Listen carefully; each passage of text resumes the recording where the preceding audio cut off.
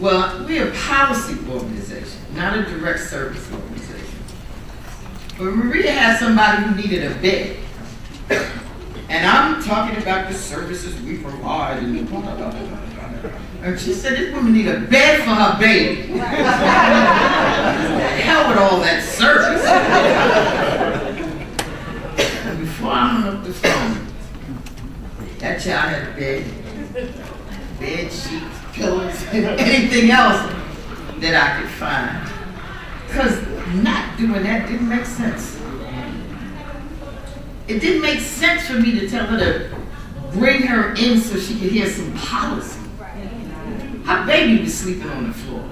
I had babies. I don't want my baby sleeping on the floor.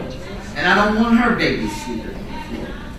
So this woman with this kind of force was a force to be reckoned with. I fell in love with her, and I'm still in love with her.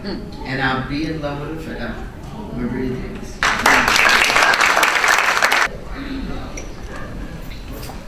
Hi, everybody. So we had some excitement. We had my sister. Where'd she go? There she is. She done told us about ballroom and voguing and all that. I'm interested. I don't know nothing about it, but I'm willing to learn. My name is Maria Davis, and I'm going to tell you one thing. This has been a powerful conference. And I'm going to tell you, I've never been to a NAM conference and stayed for all 3 days because of Deborah Fraser House. That's why I was here. I was with Obama yesterday. Then we had the Keepers of the Dream Award. Then I was at the Women's Empowerment where they honored Beverly Bonds' Black Girls Rock. Then we were at the Preacher's Breakfast yesterday, which turned into the Preacher's Panel. Then I ran around harassing people how we gonna get in Obama when they was telling us to go back outside the hotel and get us back online, and we was not moving. We had a civil rights movement in here in the lobby yesterday. We was like, we shall not be moved. We don't care, the CIA, the AA, the dogs, whatever.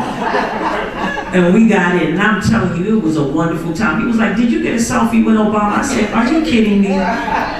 You want to be killed? I was just glad to be in the room. Forget all that other stuff, I heard the speech. And I was like, yeah, say that again. And this is the one thing, before I even talk about myself, we need to all have membership. I became a member of NAM on Wednesday.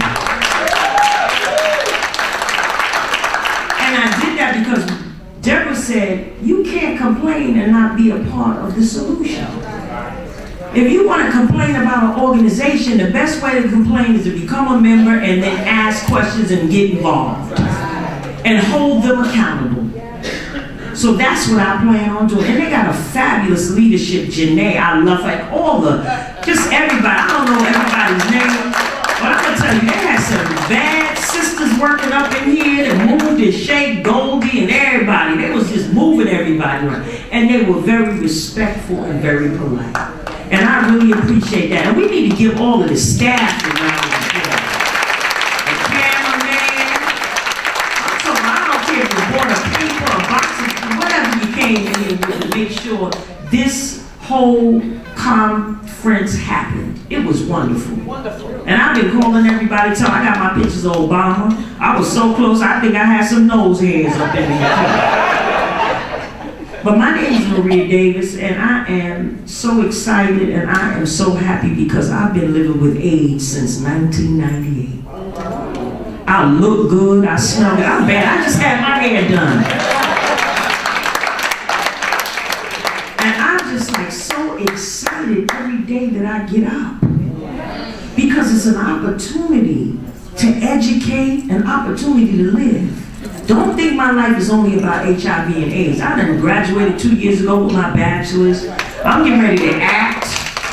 I'm gonna be an actress with AIDS. How about that? People with AIDS, we drink milk, we eat cookies. Come on. But what we need to do is learn how to make HIV AIDS normal. Because it's not normal. People gotta be in the back whispering. I was at a Latino fashion show. The other day, on Thursday, I'm in the fashion show. I set up HIV testing through William F. Ryan Healthcare Services, and a guy came up to me and said, my friend want to take an HIV test, but he don't want nobody to see him. Like, who is looking at you anyway? There's 1,000 people in it. You think they got the HIV radar? Everybody look, he want to get an HIV test. That people was partying and getting drunk. They ain't care nothing about you. But then he had to come and secretly say to me, I want to take it. What is wrong? Something's wrong with that. That somebody does not feel comfortable enough to even go in the drugstore, ask for an HIV test like me and Deborah was at. It got to be a whole secret. It should be like when you go get a mammogram, you get a pap smear, you get your prostate check, hopefully you got your bad teeth fixed. It's the same exact thing. I don't care if you're gay, if you're straight, you're transgender, you're a human being. That's what it is at the end of the day. That people see the God in us. Not what we look like. I am not AIDS. I don't walk around with AIDS on my chest. People that are gay, they don't walk around with gay on their chest. What they need to know is that I love God and I love you. And whatever your issues are, we're going to work together that you receive the services and you receive the information you need to receive to make you a powerful individual and the best human being you can be. So we need to talk about mental illness in our community. How about that? We talk about PrEP, PAP, SNAP, and all that thing else. We ain't talking about no mental illness. Because we still traumatized from slavery. Some of us have been traumatized from bad relationships. Some of us was just traumatized yesterday. Homelessness, illiteracy. We have mental health issues. People think mental health means that you in Bellevue on the 3rd ward in the back in the booth in the corner of the door. A lot of us are functional. And I need to lay on the couch right now. Yesterday I was deep trying to get in to be with Obama. Deborah was wore out. I didn't know what to tell her. She was laid out. She was like, listen, if I don't get in here, look. And then we had to go get a drink. We had to give Janae a drink. Thank God she only drink Red Bull.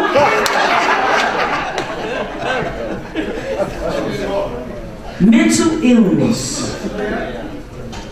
And we need to have a conversation about that. We want to eradicate HIV, domestic violence. We need to know what is ticking in people. Because we walk by people because they look good, they smell good. I do look good and I smell good. But you don't know what I'm going through in my life. Or if somebody has a bar of soap, necessity. Let me tell you something. I'm going to tell you what was crazy. This morning I woke up, I'm getting ready to get dressed, washed up because I need to get my hair done, and the water was cut off. A pipe was busted. I thought I was going to have a breakdown. No water. My daughter had to run outside, get 3 bottles of Poland Spring, and then I thought to myself, I am privileged to be able to turn a water fountain on. And it made me think, what about those people that don't have running water? And we take the small things for granted. I don't care if you live in a project, you can still have somewhere to live. Imagine if you had to live under a train track.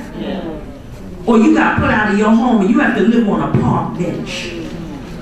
We want to talk about eradicate HIV and AIDS and stigma and homosexuality and all the other stuff that's going on in our community. We got to find out how people are doing and how we can get them to feel the best that they can feel. Because that is the most important thing. When people feel good, they will make better choices. Are you helping them to get educated and not ridiculing them because they can't read and write and they don't have all the big $200 pair of sneakers overrated? Because once you wear them outside the store, there's no value to them anyway. We put value on other things besides putting value on human beings. Trying to impress people we don't even know with money we don't even have. For what?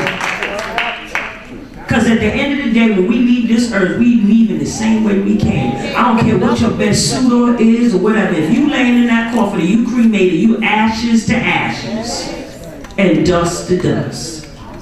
And many of us and most of us are dusty. In our walk in life, we are. We have faults. Nobody's perfect. And once we learn to look at each other and say, you're not perfect and I'm not perfect neither, we're going to be able to get rid of all of the isms that we have in our sexism, racism. Women, I feel ostracized as a black woman, that we are at the last one at the table. Nobody does research on us. You talk about HIV and AIDS, you talk about men who have sex with men, and you have talking about gay men. And that's the whole conversation. And I'm like, what about black women? Whether we transgender, wherever we are, we're left in the back. And that is my job. Because you won't hear my voice. I will run you down in the street. I do not care on the elevator. Hi. You tested for HIV, and people be looking at me crazy. I don't care. Because you're probably not going to see me again. Yes, you will. You will see me again. Next time you see me, I'm going to be up there with Obama. You're going to be like, Maria, I love you. I'm going to love you too. But we're talking about a solution. The solution is, let me tell you something. Everybody get up in this room right now and hug each other. Just hug. Hug on. Just hug on. Don't go to the person you know.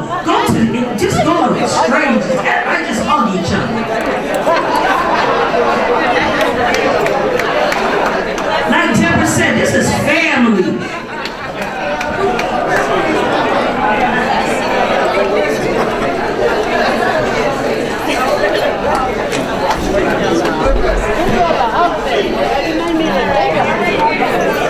So we can release some of these isms that we have on each other. Everybody just got to hug each other real quick. Okay, like it would be nice. And I'm not going to talk much longer. We're going to close it down because you know my boss Deborah's on my back. And I just want to say I met my girlfriend over here, Idea. I just met her the other day and I'm just loving on her. And she's in the Hep C world. And listen, we got so many things, work that we have to do. And we needed to have HIV testing at this conference too. We're going to make sure it's available next year. And Hep C. And we need prostrate. We need high blood pressure. We need everything. Anything that is health related. We need homelessness services. We need to have panels on everything. That when people leave out of this conference, they have information to take with them. And references, the resources to give other people. And don't just keep this conversation to yourself. Talk about it. Go home and knock on your neighbor's door. Somebody might not have a job and need a meal. What happened to the meals we used to cook for each other? Deborah done fed me for the last 3 days. God bless her. So I'm saying to you, let's leave this room in love. And my sister here, I don't know her name, but I love you. Mariah, I love you. I love you very much. And never think that we leaving you out of anything, because we're not. But guess what? We are all struggling and we all just need to get information from each other. The population 50 and over is my concern. I'm 54. I know I look good. I look 36. And this is another population that's being lost. They think that they are invincible too, as much as the young people. Get tested for HIV. Just get tested to know your status. The Bible says my people perish because of lack of knowledge. Faith without works is dead. So people tell me, pray your AIDS go away. I said, no, I'm gonna pray and then I'm gonna go get information. So God bless you, I love you. Please continue to pray for me. Pray for Nan, pray for Al Sharpton and all his staff, Janae and everybody that's here, all the panelists and everybody that participated. And I pray for you that the information you learned here for these last couple of days, you will take back into your community and do something. God bless you. Make sure you'll find an application to become a member of the National Yes. I want you to do that. God bless you all. Deborah.